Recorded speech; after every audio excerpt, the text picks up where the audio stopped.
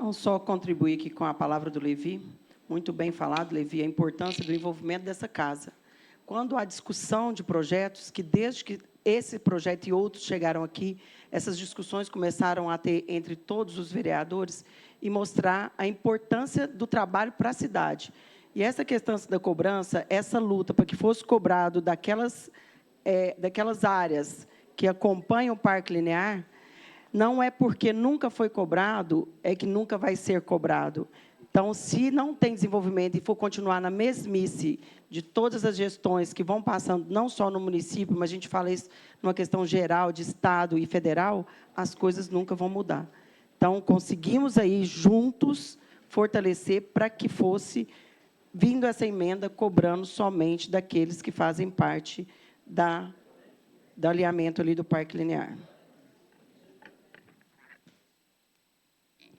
Vereador